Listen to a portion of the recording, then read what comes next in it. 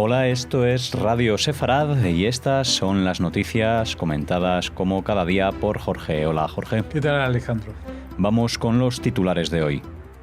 Ataque con mortero desde Siria es contestado por Israel con la destrucción de una lanzadera.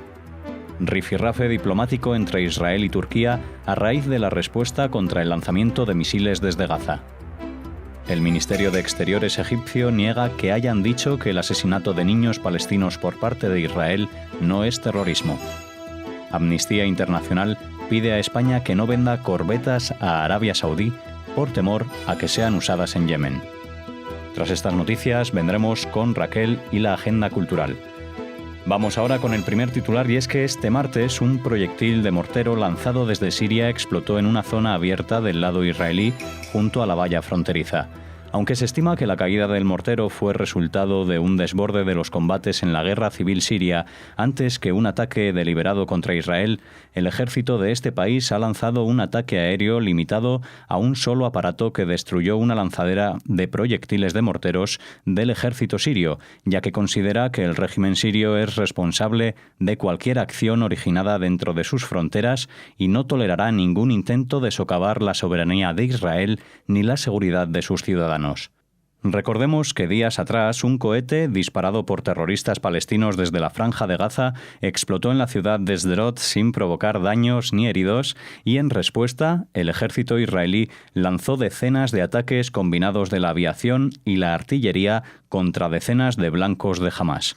Sí, parece que esto es que vienen por pares, ¿no? De pronto se escapa un cohete desde la Franja de Gaza y también se escapa un cohete o un mortero o algo desde la frontera de Siria. Son dos frentes totalmente distintos, se supone que no están coordinados, pero yo no sé si tiene algo que ver aquí también, como cuando se habla de terrorismo, del efecto imitación. Es que no es la primera vez que sucede, que de pronto en épocas que supuestamente no tienen que pasar este tipo de historias, pues pasa una y pasa la otra. Ayer contábamos del ataque contra Gaza el fin de semana, desde Gaza el fin de semana, y la respuesta israelí, que había sido contundente, y luego, ayer a la mañana, martes, un proyectil de mortero lanzado desde Siria, que traspasa la frontera. Claro, uno puede decir, bueno, es un error, hay guerra, pero entre otras cosas vamos a aclarar que Siria es un país que está en estado de guerra declarado contra Israel. No se puede uno abstraer de eso, y que justamente el disparo provenía de las fuerzas leales al presidente sirio, con lo cual es un ataque directo a los ciudadanos israelíes. Que no provocó víctimas, vale, pero eso se debe más que nada a la ineficacia del disparo. Posiblemente puede ser un tiro perdido, una bala perdida, como se suele llamar, pero lo que tiene que tener claro, incluso en un país en guerra civil tan sangrienta como esa, es que lo que no pueden es abrir otro frente para que Israel también los bombardee, porque eso es lo que van a lograr, aunque tengan el apoyo de los rusos.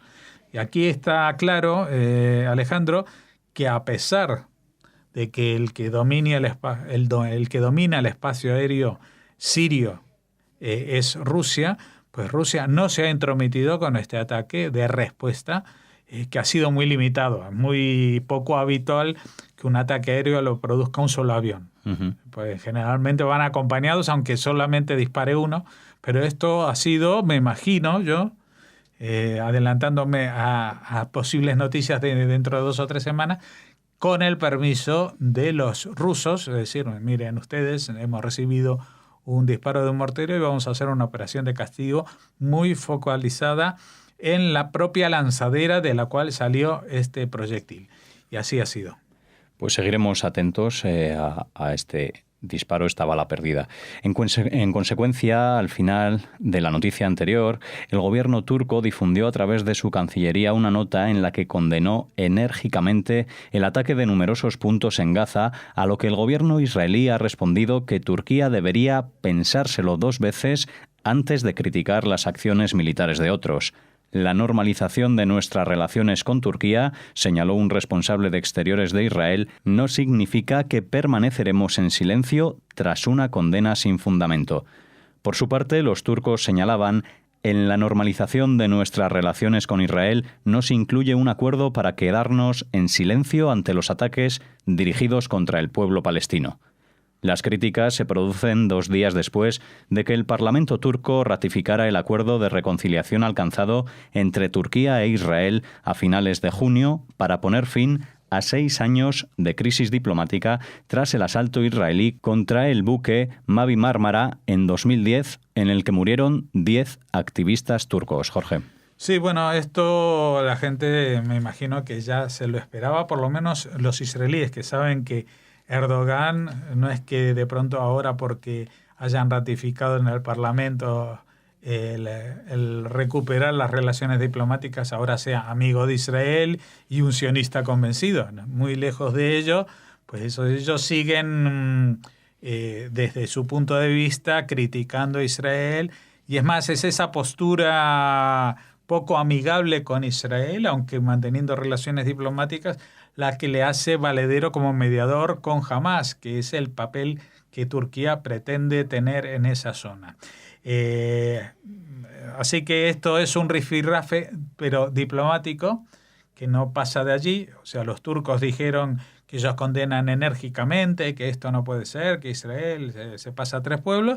Israel le dice: tú no eres quien para criticar, y si no, fíjate lo que estás haciendo tú y a quiénes atacas tú y cuáles son tus operaciones militares, que si le sacamos un poquito de punta tienen más mérito, entre comillas, porque están forjadas contra parte de su propia población, contra su población civil, contra los turcos y contra los que opinan diferente al presidente Erdogan. Con lo cual, bueno, el tema de la desproporción a la reacción, pues Turquía no es quien para dar lecciones a nadie. Eso es lo que ha venido a decir Israel, que por esto no va a romper las relaciones diplomáticas, y Turquía, que tampoco va a romper nada. Lo único es que hace uso de lo que se llama un lenguaje para adentro, para que los lectores de la prensa oficialista turca digan: este gobierno le pone los puntos en las IES incluso a los israelíes.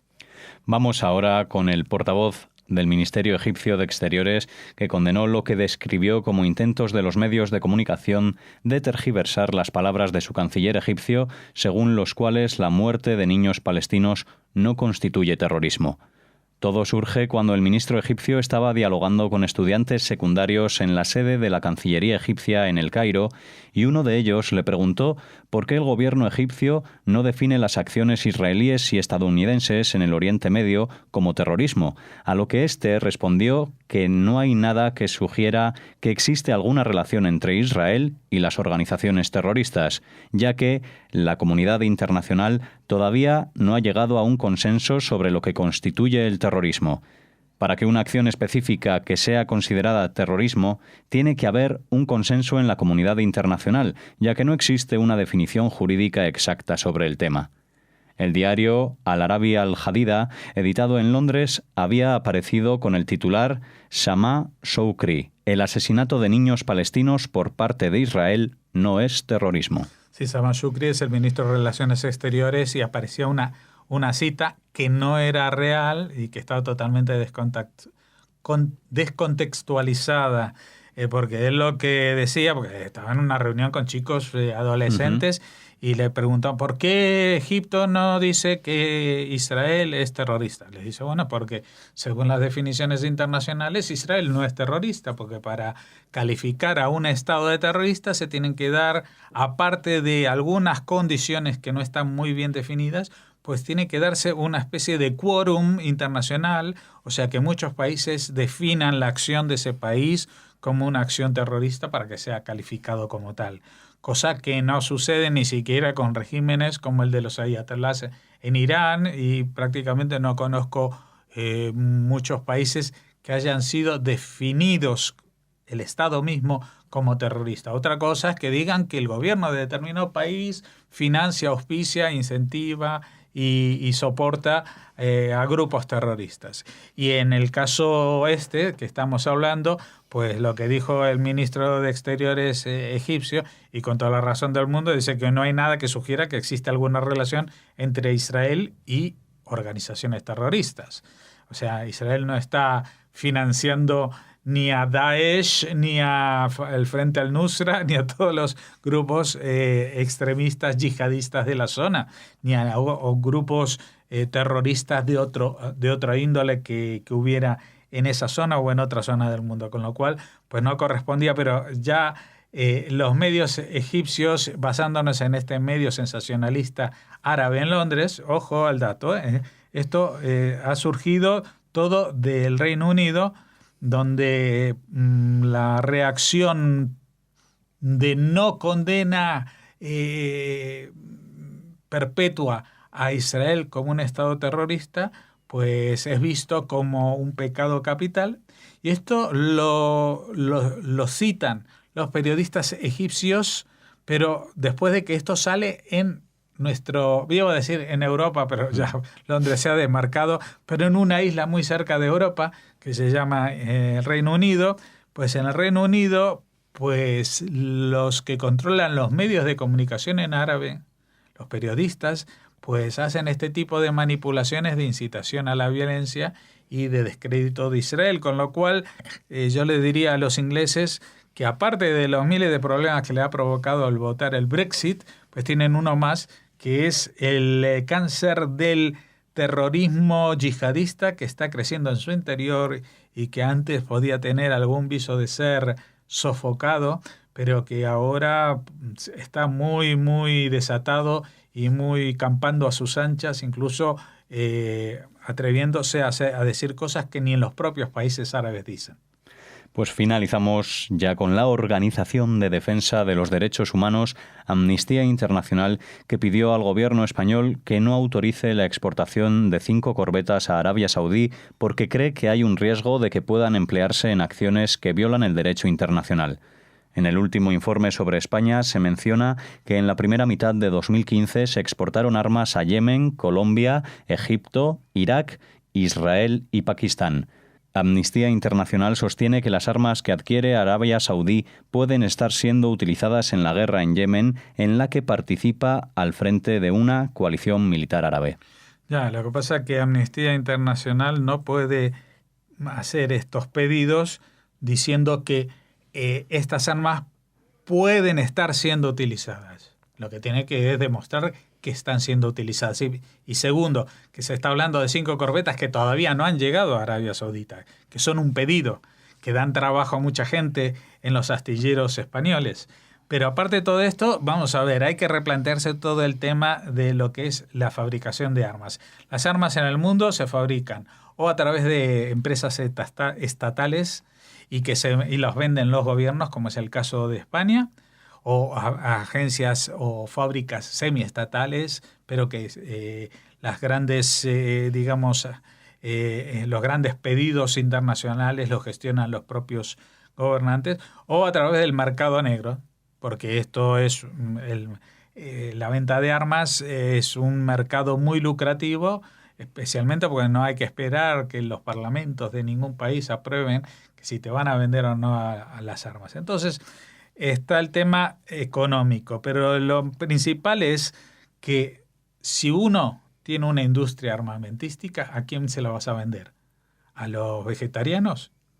O sea, si España fabrica armas, fabrica barcos de guerra, a los únicos que van a conseguir como clientes son gente que estén interesada en invertir mucho del dinero que podrían dedicar a educación y salud y no sé qué, en defender su país, por las razones que sean, porque para mí es tan válido que lo pida Arabia Saudí como que lo pida Colombia. ¿Cuál es la diferencia? ¿Por qué Colombia sí puede comprar armas en España y nadie va a decir nada si con esas armas pueden llegar a matar personas? En ese caso, colombianos. O Venezuela, que en su momento se habló de cuando estaba Chávez de armamento que pedían, que querían que le vendiese España y algunos no exactamente de Amnistía Internacional, protestaban porque decían que esas armas se iban a utilizar para reprimir y matar a la gente. Pero el problema no es de quién te vende las armas, el problema es de los regímenes que existen. Si Amnistía Internacional tiene alguna fórmula para lograr que Arabia Saudí sea un país aconfesional y democrático, pues bienvenido sea. Pero mientras no lo es un socio de alguna de los lados de las guerras en que están en conflicto la zona. La zona está que arde y uno puede estar con los árabes saudíes o en contra de los árabes saudíes. No puedes estar ahí y decir, yo no tengo nada que ver con esto, porque estamos en un mundo globalizado y si no te le venden las armas, pues le venden los repuestos para completar esas armas. Así que me parece que en este caso Amnistía Internacional ha perdido el tiempo en una denuncia hueca, porque es una denuncia, primero, que no tiene visos de prosperar, segundo, que no tienen la razón, porque en todo caso, ¿por qué no se pronuncian con que España está vendiendo también armas a Yemen? Que es el otro lado en el conflicto. O sea, los yemenitas también se pillan a un árabe saudí, se lo cargan. Egipto, Israel, Pakistán, todos son países que tienen algún conflicto bélico. Incluso Colombia, que tiene este conflicto con sus propias, digamos, fuerzas irregulares de la guerrilla. Pues España, yo creo que sin tener que basar su economía exclusivamente en la venta de armamento, pues o cambia de modelo económico y dice, en vez de fabricar armamento, ahora vamos a dedicarnos solamente a vender piruletas y vamos a pechugar con lo que eso significa, con despidos, con mayores desempleos, con etcétera, etcétera, pero no queremos tener nada que ver con el uso de las armas. Pues sería válido siempre que la población lo acepte, ¿no? Evidentemente, lo que no puede hacer Amnistía Internacional es elegir a los países a los que vender armas, porque, por ejemplo, Costa Rica no tiene ejército. Entonces sería muy bonito poder venderle a un país pacifista como Costa Rica o a una isla como Tuvalu, pero ellos no los necesitan, no los compran y con los pedidos de ellos no vamos a subsanar ninguna de las cancelaciones que puedan haber con pedidos desde Arabia Saudí o de cualquier otro Estado democrático. Bueno, en este caso no es democrático, pero por lo menos un Estado consolidado. No estamos hablando que se le venden armas al Daesh, ni a un grupo terrorista, ni a un grupo insurgente, ni a una facción, etcétera, etcétera, que sí ha sido el caso en las industrias armamentísticas del mercado negro y que eso es lo que hay que evitar, que esto es también como el mercado de la droga. Si los estados no participan en la producción y venta y distribución de estos productos tan requeridos, pues va a haber otros que crearán en torno a esta industria todo un submundo vinculado a la violencia, a la extorsión, a la trata, etcétera, etcétera. Pues hasta aquí las noticias. Gracias, Jorge. Hacemos una breve pausa y volvemos con Raquel y la agenda cultural.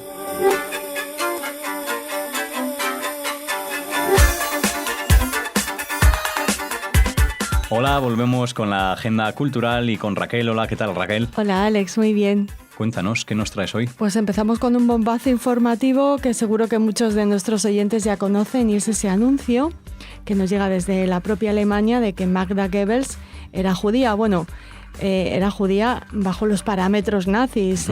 Ya sabes que el judaísmo solo es judío si tu madre es judía. Y aquí entonces, está la descendencia. O si te conviertes al judaísmo, pero vamos, por nacimiento solo si tu madre es judía. Y en este caso, en el caso de Magda Goebbels, bueno, pues se supone que el padre natural de la que fue la madre modelo del Tercer Reich, la esposa en funciones, acompañando a Hitler a multitud de actos y presentándose como la madre nazi modelo, del nacionalsocialista ideal, bueno, pues resulta que su padre natural era judío. Su padre biológico era el comerciante Richard Friedlander, que se casó con la madre de Magda en 1908, 9 años después de haber iniciado su relación en Berlín y de la que probablemente nació Magda, quien lo hizo el 11 de noviembre de 1901, o sea, 7 años antes de que sus padres se casaran. Sin embargo, ahora, gracias a un descubrimiento casual del historiador Oliver Hilms en los archivos de Berlín, el país, pues se ha enterado de que Friedlander, el padre de la esposa de Goebbels, uno de los líderes nazis más importantes del Tercer Reich, era judío. Siempre se había sospechado que Magda Goebbels guardaba un secreto. Había indicios, ¿verdad? Había algo extraño. Sí, en su pasado, incluso su marido, el ministro de Propaganda, en sus célebres diarios, pues anotó que había descubierto un terrible secreto, algo horrible relacionado con la biografía de su esposa. Hasta ahora no se había sabido qué podría haber sido. Suponemos que, por supuesto, para Goebbels debía ser horrible saber que el padre de su mujer era judío, pero no sabemos si realmente a lo que se refería en sus diarios era esto o alguna otra cosa del pasado de Magda. Nada más horrible para un nazi que esto, o sea que puede ser que se refiriera exactamente al padre de su mujer.